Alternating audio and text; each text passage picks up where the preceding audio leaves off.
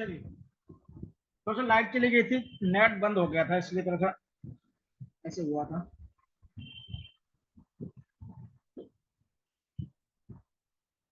देखिए, आप लोगों को बता रहा था, जीडीपी का मतलब होता है ग्रॉस डोमेस्टिक प्रोडक्ट। ग्रॉस का मतलब होता है टोटल, डोमेस्टिक का मतलब होता है जो देश के अंदर उत्पादन हो, और प्रोडक्ट का मतलब होता है उत्पादन। और किन का उत्पादन होता है? देखिए, उत्पादन हमेशा वस्तु और सेवा का होता है, वस्तु और सेवा का, इसका ही उत्पादन होता है। तो कितने समय के लिए? एक वित्तीय वर्ष के अंदर कितना हो रहा है, एक वित्तीय वर्ष। और हमारे देश का वित्तीय वर्ष कब से कब तक है? हमारे देश में 1 अप्रैल से लेकर 31 मार्च तक का जो समय होता है उसे वित्तीय वर्ष कहा जाता है। कब से कब तक?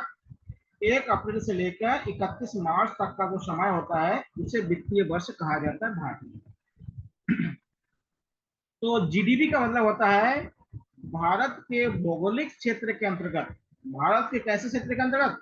भौगोलिक क्षेत्र के अंतर्गत, चाहे वो देश के लोग हो चाहे वो विदेश के लोग हो, एक वित्तीय वर्ष में या एक वर्ष में जितना ज्यादा या जितना वस्तु और सेवा का उत्पादन किया जाए उसे क्या होता है? सकल घरेलू उत्पाद या जीडीपी कहा जाता है।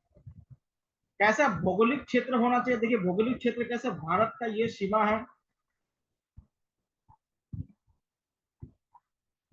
ये भौगोलिक क्षेत्र है, तो इसके अंतर्गत होना चाहिए। इसमें क्या है? जो भारत के नागरिक हैं, तभी तो भारत के नागरिक इसमें शामिल होंगे, और दूसरा क्या होगा? विदेशी भी इसमें शामिल होंगे, यानी विदेशी नागरिक भी शामिल होंगे। ध्यान दीजिएगा, जो जीडीपी होता है, जीडीपी में क्या होता है? एक राष्ट्र के अंतर्गत एक वर्ष के भीतर वस्तु और सेवा का अंतिम जो मूल्य, बाजार मूल्य होता है, उसे क्या कहते हैं? जीडीपी कहते हैं। देखिएगा, यहाँ लिखा हुआ है, एक वर्ष में के अंदर किसी राष्ट्र के सीमा के भीतर सभी अंतिम वस्तु और सेवा के बाजार मूल्यों को क्या कहते हैं? जीडीपी कहा जाता है। एक बात ध्यान रखिएगा, जीडीपी में क्या होता है? जो देश के नागरिक द्वारा जो उत्पादन किया जाता है उसको भी ऐड किया जाएगा, शामिल किया जाएगा, और जो विदेशी कंपनियां भारत में हैं उसके द्वारा जो उत्पादन किया जाता है या विदेशी जो सेवा प्रदान कर रहे हैं उनके सेवा को भी क्या है? इनमें शामिल किया जाएगा। ध्यान दीजिएगा, उनके को भी क्या है? इसमें शामिल करिएगा। जीडीपी में सबसे बड़ा अंतर समझ लीजिएगा, जीडीपी में भारत के नागरिक द्वारा जो उत्पादन किया जाता है, जो भारत के अंदर रहते हैं, एक बात ध्यान दीजिएगा, क्योंकि यहाँ पे देखिए सीमा बताया, बाउंड्री बताया गया है, यानी ऐसे भारतीय जो भारत में रहते हो या भारत के अंदर रहते हो या उस देश के अंदर रहते हो। दूसरी क्या है? उस देश के बाहर के नागरिक जो उस देश में कोई उत्पादन या सेवा के कार्य कर रहे हो, उनको जो प्रोडक्शन होगा या उनके जो उत्पाद होगा उनको भी जीडीपी में काउंट किया जाता है। इसलिए देखिएगा क्या होता है, जिन देश, जो देश क्या होता है, विकासशील देश होता ना, वहां के सरकार हमेशा जीडीपी की बात करता है। वहां के सरकार किसकी बात करता है? जीडीपी। क्योंकि ऐसे देशों की जीडीपी ज्यादा होती है। कैसे? आप मान ले कोई अमेरिकन कंपनी है, कोई रशियन कंपनी है, कोई चाइनीज कंपनी मोबाइल बना रहा है, कोई जापानीज कंपनी है, चाहे वो यहाँ पे बना रहा है, कोरियन कंपनी है, तो इन कंपनियों का जो भी प्रोडक्शन होगा उसको भी क्या है? जीडीपी में शामिल करेंगे। ध्यान देखिएगा, उसको भी क्या है? जीडीपी में शामिल करेंगे। अगर एक बात ध्यान दीजिए, अगर क्या होता है कि हमारे देश के अंदर जो भारतीय द्वारा जो उत्पादन कर रहे हैं उससे ज्यादा अगर विदेशी द्वारा अगर ज्यादा उत्पादन कर लेंगे तो क्या होगा? हमारा देश का जो जीडीपी होगा नेगेटिव में पहुंच जाएगा।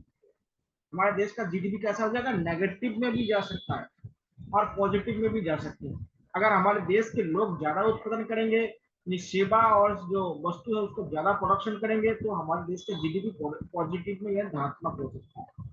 और अगर विदेशी जो कंपनियां हैं वो अगर हमारे देश के नागरिक से ज्यादा उत्पादन करेंगे तो हमारे यहाँ के जीडीपी क्या है? नकारात्मक जा सकता है, ऋणात्मक जा सकता है। ध्यान दीजिएगा, तो जीडीपी क्या होता है? एक देश के भौगोलिक सीमा के अंतर्गत एक वित्तीय वर्ष में सेवा और वस्तुओं के अंतिम बाजार मूल्य को जीडीपी कहा जाता है। इसको याद रखिएगा।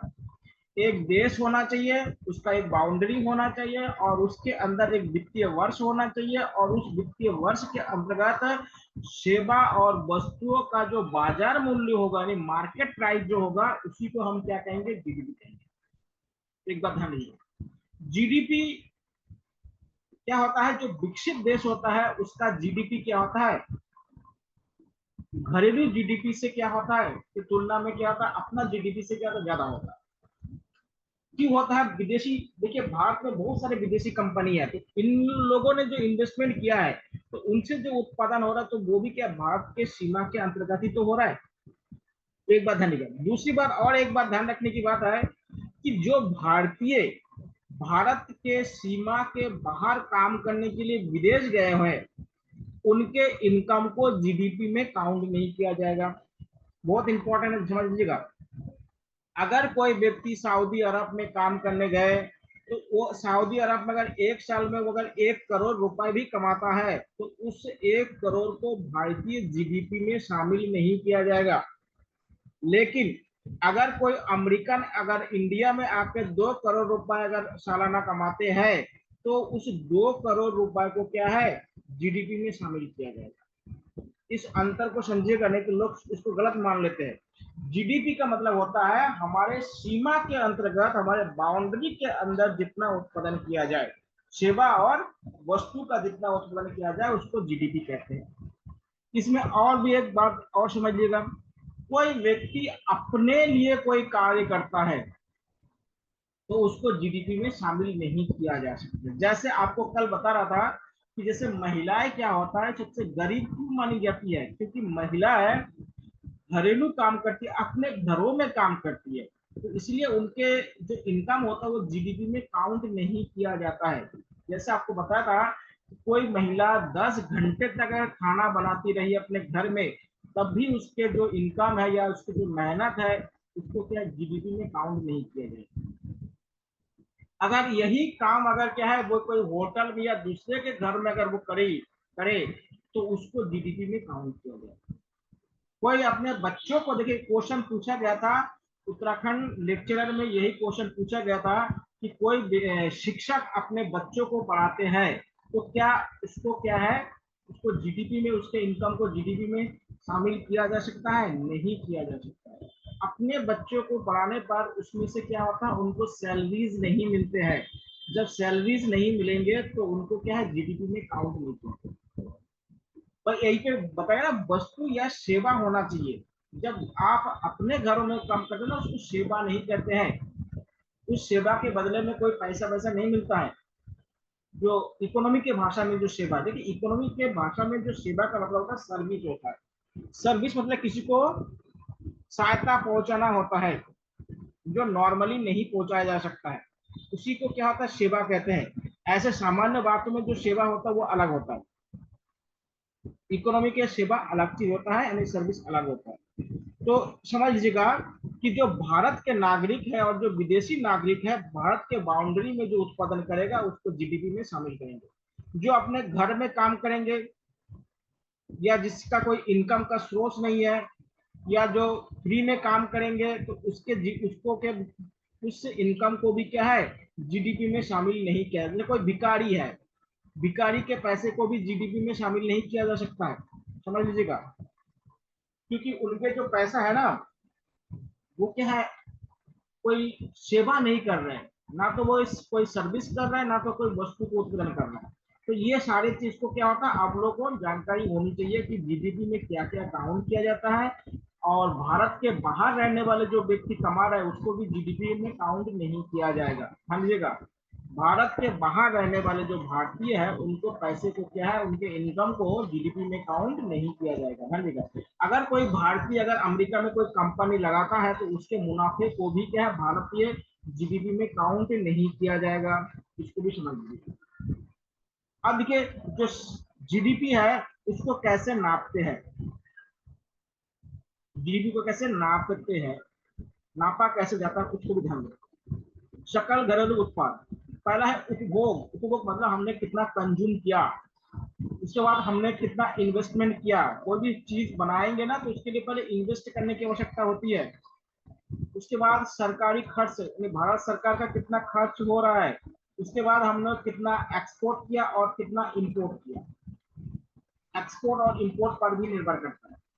समझिएगा, एक्सपोर्ट और इंपोर्ट यानी आयात और निर्यात कितना किया, उस पर भी क्या होता है, जीडीपी निर्भर करता है। ध्यान दीजिएगा, अगर हम लोग ने क्या होगा, भारत में जितना हमने उत्पादन किया उससे का ज्यादा अगर हम लोग उपभोग कर लिया तो भारत का जीडीपी नेगेटिव में पहुंच जाएगा। समझ लीजिएगा। और अगर क्या होता है कि हमने अगर इन्वेस्टमेंट ज्यादा कर दिया तो भी क्या होगा, ज्यादा इन्वेस्ट करेंगे तो क्या होगा, दिक्कत होने लगेंगे, फिर बाकी खर्चा खर्चा सरकारी खर्च। आजकल देखिएगा, आप लोगों ने एक नारा सुना होगा, मिनिमम गवर्नमेंट की बात चल रहा है। मिनिमम गवर्नमेंट की बात चल रहा है।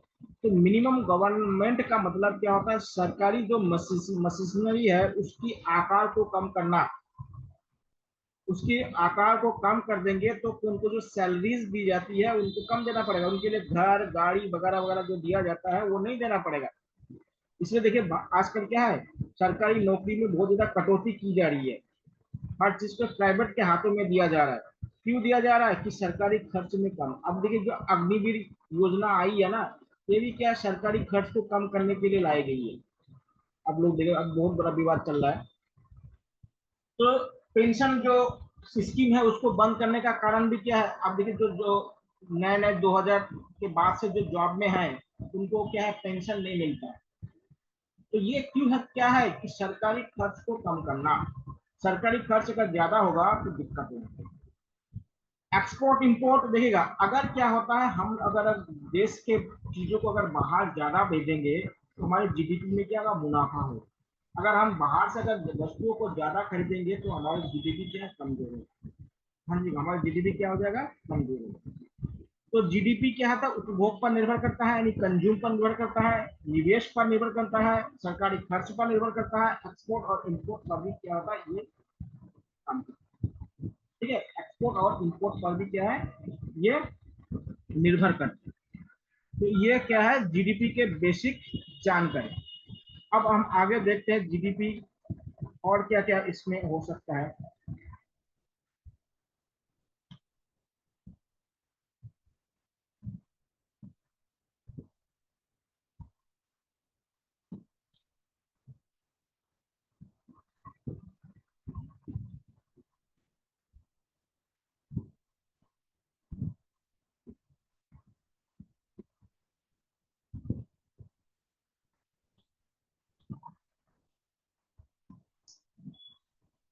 देखिए, जीडीपी में मेन जो इसको बढ़ाने का, जो वृद्धि करने का विधि है, उसको हम लोग देख लेते हैं। ठीक है, जीडीपी, वर्तमान जीडीपी या सकल घरेलू उत्पाद वह जीडीपी है जिससे जिसे मापन की जाने वाली अवधि के वर्तमान मूल्य में अभिव्यक्त किया जाता है। एक होता है वर्तमान जीडीपी। देखिए, जीडीपी को दो प्रकार से नापा जाता है, मतलब तीन प्रकार से होता है, दो प्रकार मेन है, एक और। वर्तमान जीडीपी कहते हैं, नाम मात्र के जीडीपी कहते हैं, और वास्तविक जीडीपी कहते हैं। तो जीडीपी के प्रकार कितना है, तीन प्रकार है। जीडीपी के कितना प्रकार है, तीन प्रकार है। जीडीपी के कितना प्रकार है, तीन प्रकार है। अभी बताऊंगा इसको कैसे नापते हैं, इसको उस सारे वीडियो को आपको बताऊंगा। एक है वर्तमान जीडीपी, दूसरा है नाम मात्र के जीडीपी, और तीसरा है वास्तविक जीडीपी। ठीक है, वर्तमान जीडीपी जिसे क्या होता है, वर्तमान मूल्य में नापा जाता है। ध्यान दीजिएगा, एक होता है परचेजिंग पावर, इसको पीपी कहते हैं। परचेजिंग पावर यानी जिसको अब हिंदी में कहते हैं क्रय शक्ति।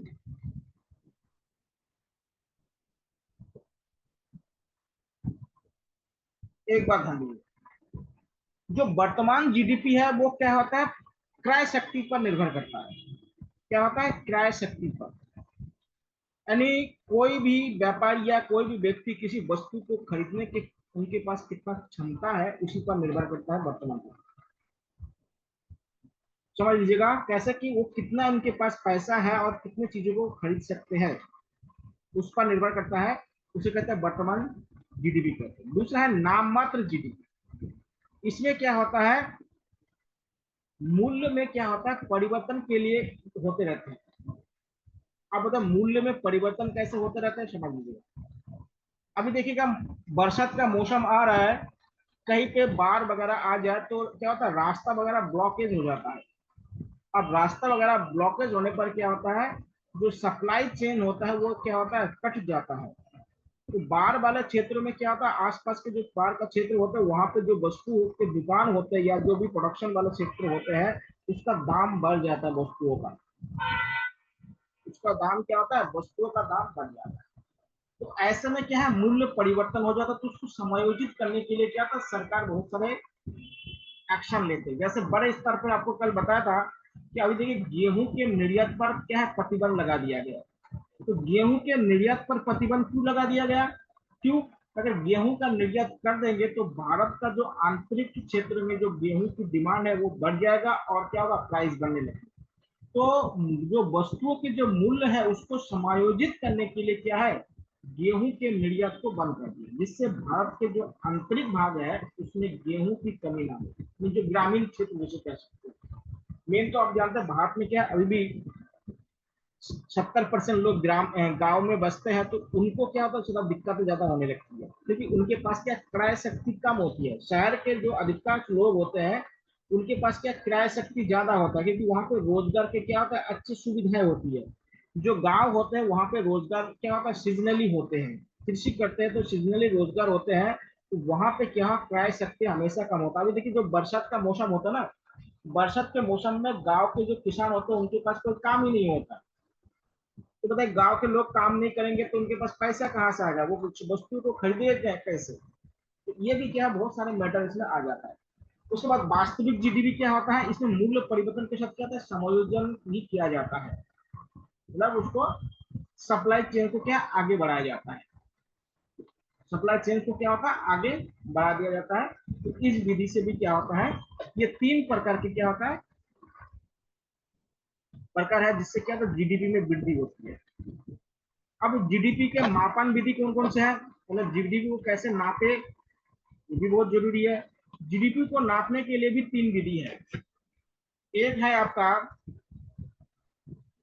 व्यय विधि, यानी जिसको एक्सपेंडिचर कहा जाता है। एक है आय विधि।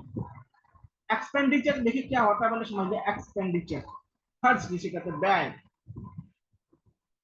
इसमें क्या आता है कि सभी अंतिम वस्तु या माल कहे, जो भी वस्तु या माल कहे, सेवाओं पर क्या है, कुल व्यय। कुल व्यय क्या होता है, कुल व्यय कितना होना चाहिए। आप लोगों ने सुना होगा अभी हमारे देश में एक बात चल रहा है कि जो व्यक्ति जितना व्यय करता, नहीं एक्सपेंडिचर करता, उसी के हिसाब से उस पर क्या टैक्स लग जाना चाहिए। उसी के आधार पर क्या होता है, टैक्स लगना भी क्या है, इस बात पर भी बातचीत चल रहा है कि भाई जो ज्यादा पैसा है उनके पास वो ज्यादा खरीदारी करेंगे, ज्यादा व्यय करेंगे तो उन पर ज्यादा टैक्स करना, जो गरीब है उन पर क्यों टैक्स की, जो खरीदेंगे नहीं। तो इसमें देखिएगा जो वस्तु होता है उसमें क्या होता है, व्यय कितना होता है, यानी कुल व्यय कितना। देखिए कुल व्यय में क्या होता है, वस्तु, उपभोग की वस्तु और सेवा, उपभोग कितना किया जा रहा है, निवेश कितना किया जा रहा है, सरकारी खरीद कितनी है, निर्यात और आयात की क्या व्यवस्था है, इन सभी चीजों को क्या होता है, देखा जाता है। तो इसको मेंटेन करने का एक तरीका है कि हम उपभोक्ता को कम कर दे, यानी कंज्यूम कम से कम करें। जो सरकार निवेश है, इन्वेस्टमेंट है, उसको क्या होता है, सही जगह पे करे। और सरकारी जो खर्चे है उसको कम करे, निर्यात को बढ़ाए और आयात को कम करे, यानी एक्सपोर्ट को बढ़ा दे और इंपोर्ट को क्या है, कम कर दे। देखिएगा अगर किसी देश के जीडीपी को अगर सही करना है तो एक्सपोर्ट क्या करना है, ज्यादा करना पड़ेगा, और इंपोर्ट क्या होता है, कम होना। एक्सपोर्ट का मतलब होता है देश से वस्तुओं को बाहर बेचना, और इंपोर्ट का मतलब होता है बाहर के देशों से देश में क्या है, वस्तुओं को खरीदना, उसको कम करना पड़ेगा। लेकिन क्या होता है, जो विकासशील देश होता है इसी तरह दिक्कत होता है, क्योंकि विकासशील देशों के पास क्या नहीं होता, औद्योगिकरण नहीं होता, इंडस्ट्रियलाइजेशन नहीं होता है। तो उनको कुछ वस्तुओं को तो क्या बाहर से खरीदना ही पड़ता है, उनको क्या है, वस्तुओं को बाहर से खरीदना ही पड़ता है। और दूसरी बात क्या होता है, जो विकासशील देश होता है वो क्या होता है, आयात ज्यादा करता है और निर्यात कम करता है। और जो विकसित देश होता है वो निर्यात ज्यादा करता है और आयात कम करता है।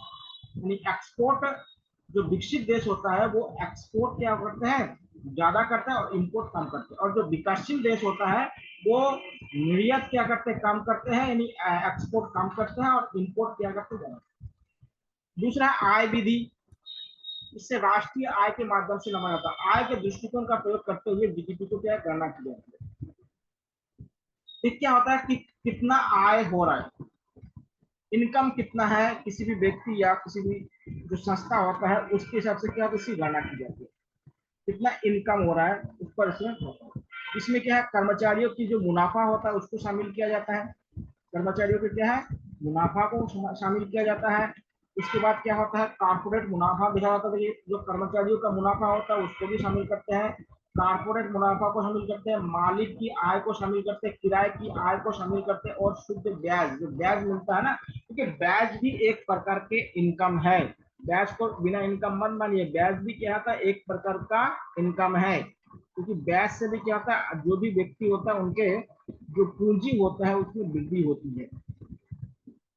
और तीसरा है वर्धित मूल्य विधि, यानी वर्धित मतलब मूल्य में हमेशा वृद्धि होती है। क्या होता है, कोई भी देश है उनके समय के अकॉर्डिंग क्या होता है, हर देश में क्या वस्तुओं की जो मूल्य है वो बढ़ती रहती है, क्योंकि समय के साथ क्या होता है, हर वस्तु का क्या होता है उसमें इन्फ्लेशन होना हो जाता है, तो इसलिए क्या होता है वस्तु का कीमत बढ़ना स्वाभाविक सी बात है। तो इसमें क्या होता है, माल की बिक्री, माल मतलब वस्तुओं की जो बिक्री का मूल्य है, बेचे गए माल के उत्पाद के लिए मध्यवर्ती वस्तु की खरीद, यानी क्या होता है कि जो इंटरमीडिएट प्रोडक्ट होता है उसके को खरीदने में कितना पैसा खर्चा किया गया, इस विधि से क्या होता है। तीसरा है आपका सकल राष्ट्रीय उत्पाद, इसको आप कहते हैं जीएनपी। इसको क्या कहते हैं, जीएनपी। पहले हमने जीडीपी पढ़ा है, अब क्या है जीएनपी। देखिए जीडीपी के आधार पर दुनिया में नंबर 1 पे है आपका अमेरिका, जीडीपी के आधार पर बोल, इसको भी लिख लीजिएगा। जीडीपी के आधार पर नंबर 1 पे अमेरिका, दूसरे नंबर पे चीन, तीसरे नंबर पे जापान, चौथे नंबर पे आपका जर्मनी, और पांचवें नंबर पे है आपका। जीडीपी के हिसाब से भारत कितने पे नंबर पे है, 5वें नंबर पे। दुनिया के सबसे बड़ा जीडीपी किसके पास है, अमेरिका के पास, उसके बाद चीन, उसके बाद जापान, फिर जर्मनी, फिर भारत। इसको भी याद कर रखिएगा, आपसे पूछ सकता है कि इस समय दुनिया में या विश्व में सबसे अधिक जीडीपी किस देश के पास है, तो अमेरिका के पास। भारत का स्थान कौन सा है, 5वां। भारत का स्थान कौन सा है, 5वां है, इसको भी आप याद रखिए। दूसरा है जीएनपी। जीएनपी का मतलब होता है ग्रॉस नेशनल, देखिए यहाँ पे एक नया शब्द जुड़ा है, नेशनल। इस नेशनल शब्द से लगाइए, नेशनल से आप उसको नागरिक मान लीजिएगा। भाई जो नागरिक होगा वही तो राष्ट्रीयता की बात करेंगे, जो नागरिक नहीं होगा वो राष्ट्रीयता की बात कैसे करेंगे। तो यहाँ पे क्या है, ग्रॉस नेशनल प्रोडक्ट। इसमें क्या होता है, एक वित्तीय वर्ष में भारत के नागरिकों द्वारा वस्तु और सेवा के अंतिम उत्पाद को जीएनपी कहा जाता है। यहाँ पे कौन सा शब्द आया, नागरिक, सिटीजन शब्द आया, बहुत ध्यान दीजिएगा। इसमें क्या है, सिटीजन शब्द है। देखिए पहले जीडीपी में क्या था, जीडीपी में भौगोलिक स्थिति की बात की गई थी, यानी भारत के बाउंड्री के अंदर की बात की गई थी। अब भारत की बाउंड्री की बात नहीं की जा रही है, अब ये बोला जा रहा है कि वो क्या है, भारत की नागरिक होना चाहिए, वो क्या होना चाहिए, भारत के नागरिक होना चाहिए। तो ऐसे भारत के नागरिक जो चाहे भारत में हो चाहे वो विदेशों में हो, दोनों के एक वर्ष के वस्तु और सेवा के फाइनल बाजार मूल्य को, यानी अंतिम बाजार मूल्य को क्या कहते हैं, जीएनपी कहते हैं। इसको ध्यान रखिएगा, क्या कहते हैं, जीएनपी। क्या होना चाहिए, ये तो भारत में जो रहते हैं वो भी इसमें काउंट किया जाएगा, और प्लस विदेशों में जो रहते हैं उनको भी काउंट किया जाएगा। कौन होगा, इसमें भारत के नागरिक होना चाहिए। कौन होना चाहिए, भारत के नागरिक होना चाहिए, यानी जिनका भारत की नागरिकता है, उनके उनके जो इनकम है उनको हम जीएनपी में शामिल करते हैं। उनको क्या है, हम जीएनपी में शामिल करते हैं। और जो भारत के नागरिक नहीं है, चाहे वो भारत में रह रहे हो उनके इनकम को जीएनपी में शामिल नहीं करेंगे। जैसे आप लोगों ने सुना होगा कुछ दिन पहले क्या है, अक्षय कुमार क्या था, भारत के नागरिक नहीं थे, अभी चुनाव से पहले भारत के नागरिक बने हैं। तो अगर अक्षय कुमार ने चाहे भारत में कितने भी फिल्म की हो, अभी नागरिकता बनने से पहले की बात बोल रहा हूँ, तो उनके जो इनकम है ना, उनको भारत के जीएनपी में शामिल नहीं किया जाएगा, क्योंकि वो कनाडा के नागरिक थे। तो कनाडा के नागरिक होने के कारण क्या था, उनके इनकम को भारत के जीएनपी में शामिल नहीं करेंगे, जीडीपी में शामिल करेंगे, ध्यान रखिएगा, लेकिन जीएनपी में शामिल नहीं करेंगे। जीडीपी और जीएनपी में मेन अंतर क्या है, नागरिकता की। जीएनपी में क्या होता है, जीएनपी में टोटल भारत के नागरिक जहां जहां रहते हैं उनके इनकम, और जीडीपी में क्या होता है, भारत के भौगोलिक क्षेत्र के अंदर चाहे भारतीय हो चाहे विदेशी हो, उनके इनकम को ऐड किया जाता है। तो अगर मान लेते मैं ही हूँ, मैं अगर अमेरिका में जॉब करता हूँ, तो मेरे इनकम को जीएनपी में शामिल किया जाएगा, लेकिन जीडीपी में शामिल नहीं करेंगे। अगर मैं अमेरिका का नागरिक होगा, तो मेरे इनकम, अगर मैं भारत में भी रहता हूँ, तो मेरे क्या है, इनकम को जीएनपी में शामिल नहीं किया जाएगा, लेकिन जीडीपी में शामिल किया जाएगा। इनको अंतर को समझिएगा, क्योंकि यही पे कंफ्यूज ज्यादा कर लेता है। अगर इनको नहीं है तो बार बार बार पूछ लीजिएगा, क्लियर कर लीजिएगा, क्योंकि यही पे अंतर है। अगर समझ लीजिएगा, मैं अगर भारत का नागरिक नहीं हूँ और भारत में रह रहा हूँ, तो मेरे इनकम जीडीपी में शामिल होगा, लेकिन जीएनपी में शामिल नहीं होगा, क्योंकि मैं भारत का नागरिक नहीं हूँ, लेकिन मैं भारत के क्षेत्र के अंतर्गत रह रहा हूँ। दूसरी कंडीशन है, मान लेते आप क्या है, भारत के नागरिक है और आप विदेश में रह रहे हैं, तो आपके जो विदेश में जो इनकम है, उस इनकम को जीएनपी में शामिल किया जाएगा, लेकिन जीडीपी में शामिल नहीं किया जाएगा। इस अंतर को समझिएगा, नहीं तो क्या होगा, फिर एक गोलमाल टाइप का हो जाएगा, फिर दिक्कत होने लगेगी। इनको समझिएगा, दोनों अलग अलग चीज है, और यही क्या होता है, कंफ्यूजिंग को क्या होता, बढ़ा देता है।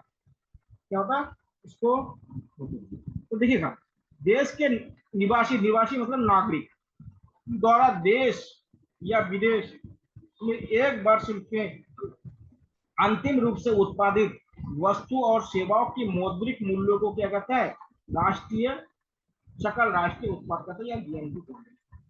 GNP equal to GDP minus विदेशियों द्वारा देश में उत्पादित अंतिम वस्तु एवं सेवाओं का मौद्रिक मूल्य प्लस विदेश में देश के नागरिक द्वारा उत्पादित अंतिम वस्तु एवं सेवाओं का मौद्रिक मूल्य। इस फॉर्मूला को आप लोग याद रखिए, इस फॉर्मूला को याद रखिएगा, बहुत इंपॉर्टेंट है। इसमें ये बात किया जा रहा है कि जीएनपी इक्वल टू क्या होता है, जीडीपी माइनस विदेशियों द्वारा देश में उत्पादित अंतिम वस्तु एवं सेवाओं का मौद्रिक मूल्य प्लस विदेश में देश के नागरिकों द्वारा उत्पादित अंतिम वस्तु एवं सेवाओं का मौद्रिक मूल्य। एक बात ध्यान रखिएगा, अगर आपसे पूछा जाए कि किस कंडीशन में, अगर ऐसे क्वेश्चन आ जाए कि किस कंडीशन में भारत का जीएनपी ज्यादा हो जाए, भारत का जीएनपी कैसे जीडीपी से ज्यादा हो जाएगा, एक बार ध्यान रखिएगा।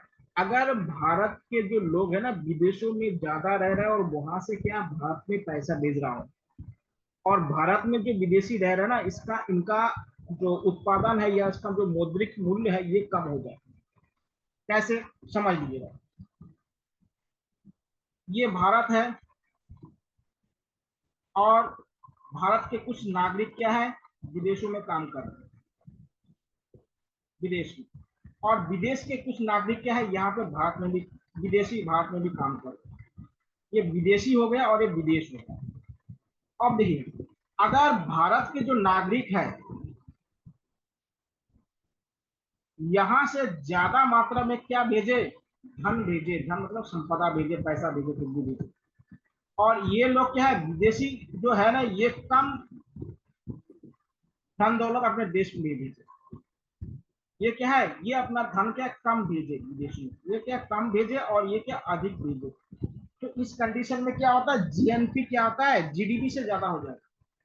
हाँ जी, कंडीशन समझिएगा, अगर विदेशी द्वारा भारत में जो रह रहे हैं, उनको क्या विदेशों अपने घर में कम धन दौलत भेजे, या जो भी उत्पादन करे वो कम भेजे, और भारत के जो लोग बाहर रह रहे हैं वो क्या है, भारत में ज्यादा पैसा भेज दे, तो इससे क्या जीएनपी बढ़ जाएगा। अगर इसका उल्टा कर दे तो जीडीपी बढ़ जाएगा, कि विदेशी वाले क्या है, ज्यादा धन भेजे और भारतीय क्या है कम धन भेजे, तो इससे क्या होगा, भारत का जीडीपी बढ़ जाएगा और जीएनपी कम हो जाएगा। भारत का जीडीपी बढ़ जाएगा और जीएनपी कम होगा। आप लोगों ने देखा होगा जो नेता लोग जो भाषण देते ना, हमेशा जीडीपी की बात करता है, भारत के परिप्रेक्ष्य की बात करता है। क्योंकि भारत में क्या होता है, जीडीपी ज्यादा होता है क्योंकि विदेशी कंपनी यहाँ पे बहुत ज्यादा है। अगर भारत के नेता का जीएनपी की बात करें तो भारत के नेता फंस जाएंगे, क्योंकि जीएनपी क्या होता है भारत में हमेशा कम होता है जीडीपी से, कि यहाँ पे विदेशी कंपनियां बहुत ज्यादा है, वो अपने क्या था मुनाफे को अपने देश भेज देते हैं। जब अपने मुनाफे को देश में भेज देंगे तो यहाँ का जीएनपी कम हो जाएगा, ऑटोमेटिकली क्या होता है। इसलिए नेता लोग क्या करते हैं, हमेशा कहते हैं जीडीपी बढ़ गया, जीडीपी इतना हो गया, वो हो गया। भाई जीडीपी में क्या विदेशी नागरिकों का भी तो इनकम शामिल है उसमें, इसलिए जीडीपी नहीं बल्कि जीएनपी होना चाहिए। जीएनपी अगर जितना ज्यादा होगा तो उससे क्या होगा, हमारे जो नागरिक है उनके पास पैसा ज्यादा होगा। समझ लीजिएगा, अगर जीएनपी अगर ज्यादा हो जाएगा किसी भी देश में, तो उस देश के नागरिकों के पास क्या होगा, धन संपदा या धन दौलत या पैसा क्या होगा, ज्यादा होगा। अगर जीडीपी हो जाएगा तो हो सकता है कि जीडीपी क्या है, विदेशियों के द्वारा भी क्या है यहाँ पे जीडीपी में वृद्धि हो सकता है। तो ये बात को क्या है याद रखिएगा, नहीं तो दिक्कत पैदा हो जाएगा। इस क्या बहुत ही टेक्निकल है, क्योंकि थोड़ा सा इकोनॉमी क्या है थोड़ा टेक्निकल होता है, इसलिए इसको क्या याद रखिएगा, नोट करके रख दीजिएगा इन पॉइंटों को। और इसी से क्या क्वेश्चन बनते, क्वेश्चन ज्यादा कठिन नहीं बनते, यही चीजों को क्या उठा उठा के डाल देंगे, क्या होता है वहां पे कंफ्यूज हो जाता है, क्योंकि एक तो एग्जाम का प्रेशर होता है और दूसरी बात क्या होता है कि बहुत ज्यादा एग्जाम से पहले पढ़ लेते हैं, उसमें भी क्या कंफ्यूजन हो जाता है। उसके बाद देखिए क्या है, जो जीएनपी है उसकी क्या विशेषताएं होती है। देखिए देश की भौगोलिक सीमा में एक वर्ष की अवधि में हुए अंतिम उत्पादित वस्तुओं और सेवा के मूल्यों को इसमें जोड़ा जाता है। यह वस्तु में से उपभोक्ता का पूंजीगत वस्तु एवं सेवाओं के रूप में हो सकती है। उत्पादन निजी तथा सार्वजनिक क्षेत्र या दोनों में हो सकता है। उपभोक्ता वस्तुओं में टिकाऊ या गैर टिकाऊ वस्तुओं को भी शामिल है। इसको क्या कहते हैं, जीएनपी के विशिष्ट। अब जीएनपी के बाद आता है एनएनपी, नेट नेशनल प्रोडक्ट या शुद्ध राष्ट्रीय आय। देखिए हमारे नेता लोग कभी भी इन चीजों की बात ही नहीं करते। आप लोग अगर न्यूज में अगर मैं देखते हैं ना, तो कभी जीडीपी तक ही सीमित रहते हैं, जीएनपी एनएनपी के बारे में कोई भी नेता बात ही नहीं करते हैं, क्योंकि ये क्या होता है कम होते हैं। जीडीपी भारत का ज्यादा है, लेकिन जो एनएनपी है जीएनपी है ये क्या है कम होता है।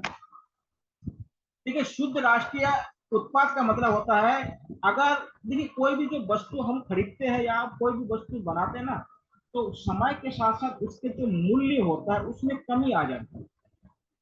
जैसे मान लेते आपने कोई स्कूटी लिया होगा आज 1.5 लाख रुपए 2 लाख रुपए जितना भी लिए होंगे, 5 साल बाद क्या होगा, उसका मूल्य उतना रहेगा नहीं रहेगा, वो आधा से भी कम हो जाएगा। इसका मतलब क्या है कि मूल्य में क्या होता है, ह्रास हो रहा है। हर वस्तु में क्या होता है, मूल्य में डिप्रिसिएशन होता है। डिप्रिसिएशन मतलब कमी होना। ऐसा कोई वस्तु नहीं है जिसमें उसकी मूल्य में कमी नहीं आता। वस्तु की बात बोला, इंसान की बात नहीं बोल रहा यहाँ पे, ध्यान रखिए। तो क्या होगा, वस्तुओं में क्या होता है कमी हो जाता है। तो अगर हम लोग क्या करें, जो जीएनपी है उनमें से अगर मूल्य ह्रास को अगर घटा दे जाए तो उसको क्या कहेंगे, शुद्ध राष्ट्रीय उत्पाद।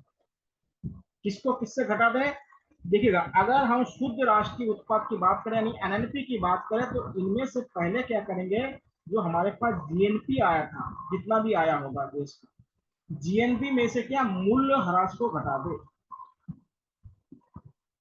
मूल्य ह्रास क्या, हर वस्तु में मूल्य ह्रास होता है।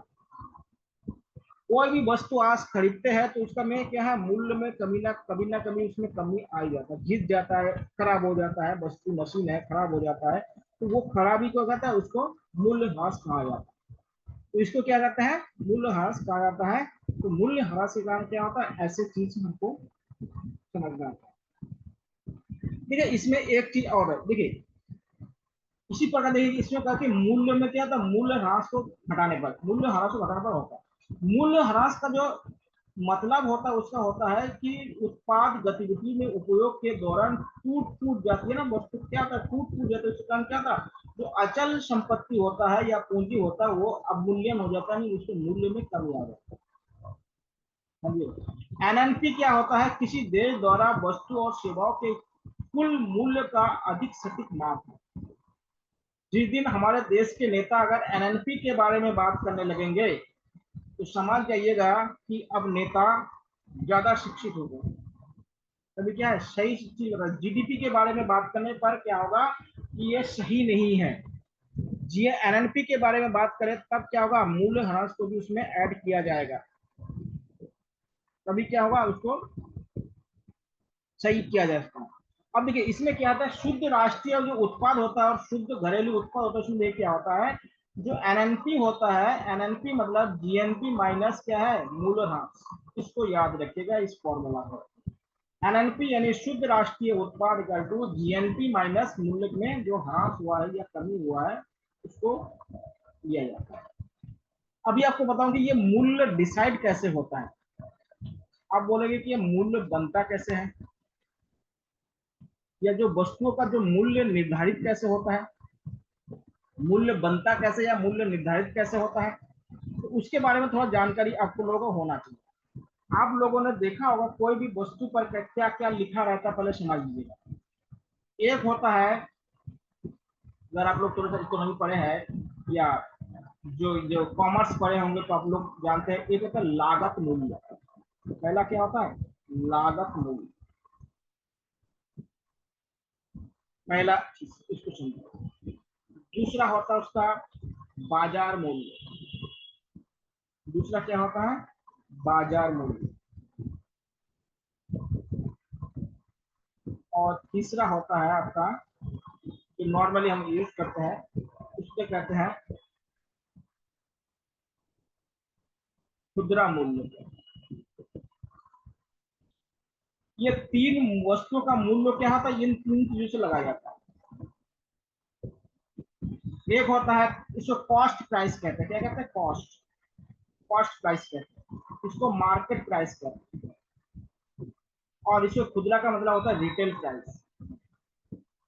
जो हम जो दुकानों से सामान खरीदते हैं ना, उसको रिटेल प्राइस कहते हैं। उसमें क्या लिखा रहता है, MRR लिखा रहता है।